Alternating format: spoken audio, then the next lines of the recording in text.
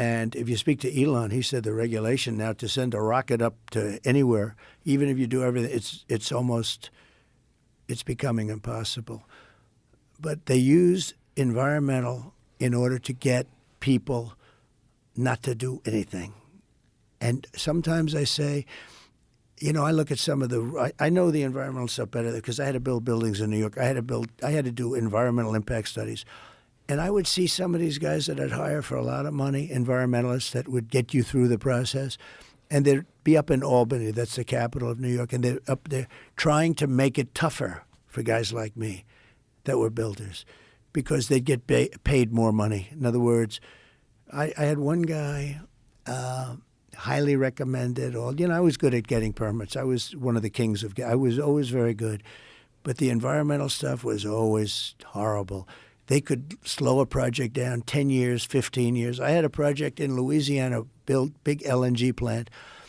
It was for 14 years. It was going to cost $18 billion. One of the biggest, like the Empire State Building, laying down on its side times 4, massive, on the coast, on the Gulf Coast. And they said, sir, they're going to give it up. I said, they shouldn't give it up. What's the problem? They can't get their environmental. They had environmental permits that would fill this whole room up to the ceiling. And they said there was one mistake on one little line. They want them to do it all over again. It's not going to happen. And I got them their permit instantly.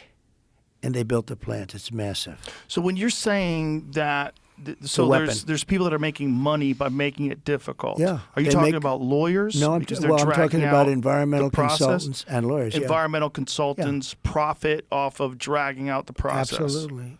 And how they do make they the profit? Process worse. How do they profit? And I'd off probably that? do the same thing if I were them, to be honest with you. As a I want to be businessman. honest with you. How do they do that? How do they make it? Let's say New York, they go to Albany. Okay. And they convince people that if you have a certain type of plant on the ground that's this big and in theory valueless, that it's a rare plant and you cannot ever even touch it. You can't go near it. You can't put a building on it. You can't do anything. Or there's a little puddle and they call it a lake. And you have to go by the standards of a lake. I said, no, that's a puddle. Oh, you have no idea.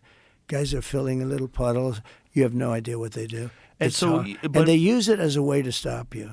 They use it as a way to stop you and also as a way to generate money. I'm curious how are they generating money that way, though? Well, they get fees.